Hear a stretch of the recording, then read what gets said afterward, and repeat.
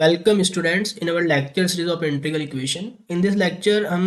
conversion of a differential equation into the integral equation, एक initial value problem को, एक differential equation को हम integral equation में convert, जो conversion का process है वो करेंगे।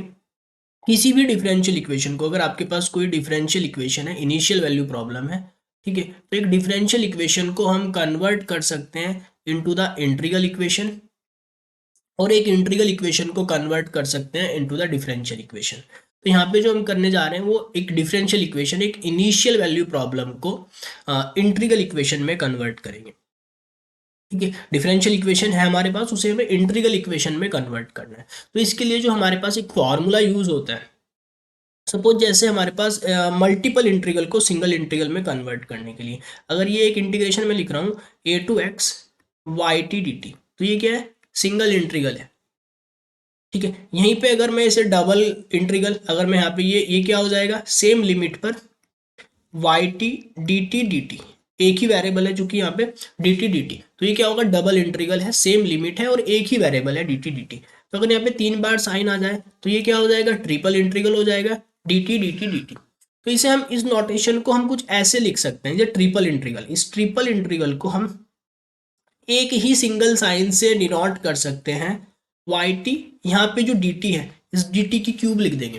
तो ये इसी के इक्वल एक नोटेशन है, हम इसे इस तरीके से ना लिख के, इतना लेंथी ना लिख के डी टी, इसे हम ऐसे लिख सकते हैं मल्टीपल इंटीग्रल को। तो एक मल्टीपल इंटीग्रल को सिंगल इंटीग्रल में कन्वर्ट करने का एक फॉर्मूला हम यहाँ पे रिक्वायर रहेगा इस कन्वर्जन के लिए। तो एक ये फॉर्मूला हमारा यहाँ पे काम करता है कि सपोज हमारे पास ए से लेके एक्स तक वाई टी डी टी की पावर एन है, तो एन टाइम है, 2 टाइम 3 टाइम 4 टाइम, एक मल्टीपल इंटीग्रल है, इसे सिंगल इंटीग्रल में कन्वर्ट करना है। तो सिंगल इंटीग्रल में कन्वर्ट करेंगे सेम लिमिट के ओवर, सेम लिमिट के ओवर। तो जो अपर लिमिट है एक्स, एक्स में से इस इंटीग्रेशन का जो वेरिएबल है टी, उसे सब्सट्रैक्ट करेंगे, और जितने टाइम इंटीग्रेशन हो रखा है, एन टाइम हो रखा है, तो एक कम पावर अपॉन एक कम factorial n minus 1 factorial d t, एक सिंगल इंटीग्रल में कन्वर्ट हो जाएगा। दैट मीन्स इस इंटीग्रल की वैल्यू और इस इंटीग्रल की वैल्यू इक्वल रहेगी। तो ये फॉर्मूला यहाँ पे हमारा रिक्वायर रहेगा कन्वर्जन के लिए। ठीक है, तो ये एक फॉर्मूला है फॉर द मल्टीपल इंटीग्रल को सिंगल इंटीग्रल में कन्वर्ट करने के लिए। ठीक है, तो जैसे फॉर एग्जाम्पल हमें यहाँ पे दे रखा है, convert the following differential equation into the integral equation. एक डिफरेंशियल इक्वेशन हमें यहाँ पे दे रखी है, इसे हमें इंटीग्रल इक्वेशन में कन्वर्ट करना है। डिफरेंशियल इक्वेशन है d two y by d x square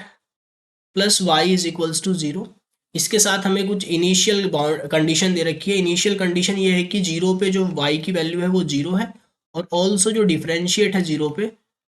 वो भी जीरो है। ये एक इनिशियल वैल्यू प्रॉब्लम हमें दे रखी है, तो इसे आपको इंटीग्रल इक्वेशन में कन्वर्ट करना है। तो इंटीग्रल इक्वेशन में कन्वर्ट करना है, दैट मीन्स आपको डिफरेंशिएट साइन हटाना है, इंटीग्रेट करते जाना है। ठीक है, तो यहाँ से आप क्या काम करेंगे, इसे कुछ इस तरीके से लिख लेंगे, वाई डबल डैश,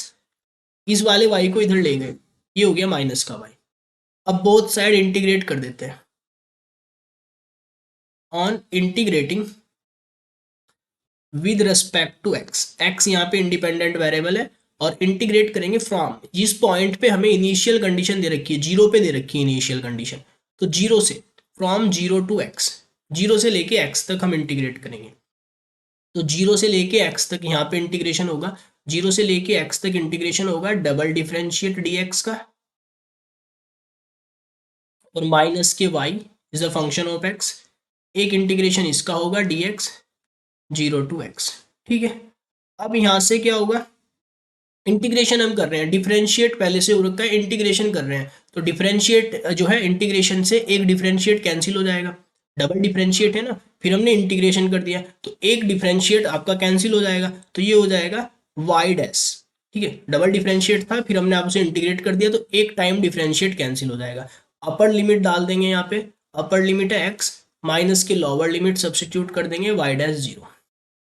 और इधर है ही हमारा zero to x y x d x. ठीक है, अब वाई डैश जीरो हमें दे रखा है, इनिशियल कंडीशन में दे रखा है कि डिफरेंशिएट जो है जीरो पर वो जीरो है, तो इसके प्लेस पे अगर हम जीरो रिप्लेस कर देंगे तो हमें क्या मिलेगा यहाँ से, ये हो जाएगा, ये becomes y dash x is equals to 0 to x y x d x, ये बिकम्स हो जाएगा हमारे यहाँ से। ठीक है, अब हमें इस साइन को भी हटाना है, एक बार और डिफरेंशिएट रह रखा है, तो अगेन आप यहाँ से क्या करेंगे, अगेन इंटीग्रेट करेंगे, again on integrating with respect to x, x के रिस्पेक्ट में आप इसे फिर से इंटीग्रेट करेंगे फ्रॉम 0 to x, 0 से लेके x तक, 0 लोअर लिमिट से लेके x तक आप इस डिफरेंशिएट साइन को फिर से इंटीग्रेट करेंगे, तो यहाँ पे फिर से डिफरेंशिएट साइन और इंटीग्रेशन साइन कैंसिल आउट हो जाएंगे और ये हो जाएगा डबल, 0 to x तो था ही, 0 to x फिर से आ गया है, वाई एक्स डी एक्स, ये यहाँ पे रिक्वायर रहेगा हमारा वो फॉर्मूला, तो इसलिए उस फॉर्मूले की रिक्वायरमेंट यहाँ पे रहेगी। फिर से क्या होगा, डिफरेंशिएट साइन से इंटीग्रेशन साइन से डिफरेंशिएट साइन कैंसिल हो जाएगा, अपर लिमिट डाल देंगे, मतलब इसका इंटीग्रेशन क्या आएगा, वाई एक्स ही तो आएगा इसका इंटीग्रेशन, अपर लिमिट डाल देंगे माइनस लोअर लिमिट डाल देंगे, वाई एक्स आएगा ना, डिफरेंशिएट का इंटीग्रेशन करेंगे तो वाई हो जाएगा। ठीक है, तो ये यहाँ से क्या हो जाएगा हमारा, माइनस के 0 to x y x d x square लिख सकता हूँ इसे मैं। ठीक है, और वी नो कि जो हमें कंडीशन दे रखी कि 0 पे जो y की वैल्यू है वो 0 है, ये जो कंडीशन हमें यहाँ पे दे रखी कि जो 0 पे वैल्यू है वो 0 है, तो वो कंडीशन हम यहाँ पे लगाएंगे कि 0 पे वैल्यू 0 है, तो वाई एक्स क्या हो जाएगा, इसके प्लेस पे तो 0 डाल दिया, y x is equals to ये आ जाएगा माइनस के 0 to x y x d x square.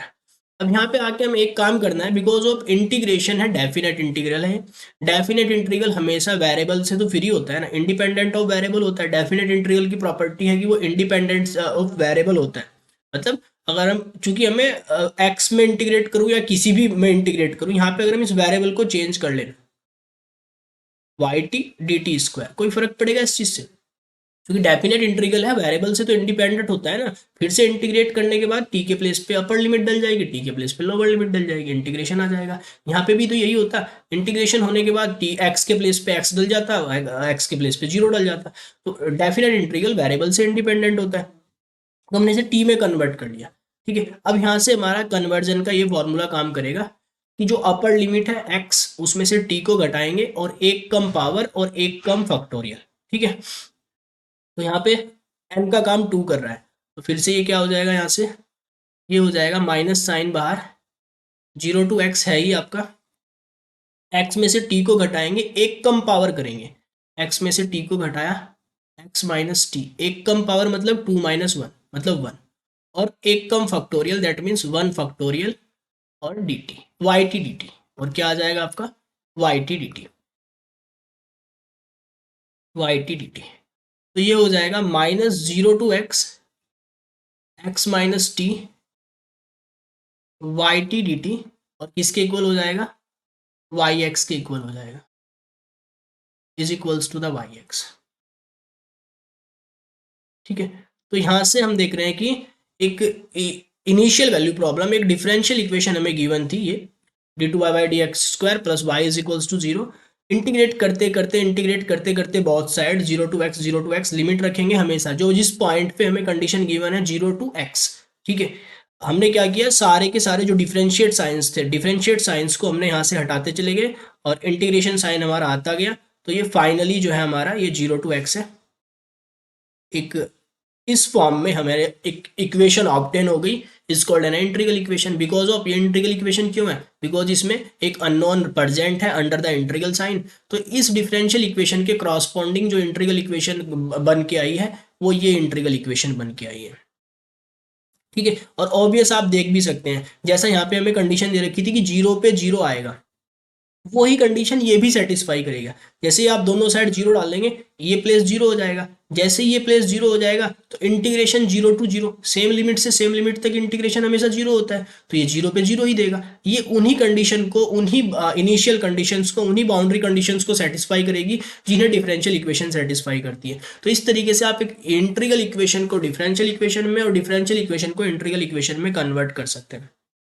Second lecture में हम रिकवरी करेंगे, मतलब अभी तो हमने डिफरेंशियल इक्वेशन से इंटीग्रल इक्वेशन को बनाया है, सेकेंड लेक्चर में हम इससे वापस उस डिफरेंशियल इक्वेशन को रिकवर करेंगे, इस इंटीग्रल इक्वेशन से वापस से हम उस डिफरेंशियल इक्वेशन को रिकवर करेंगे।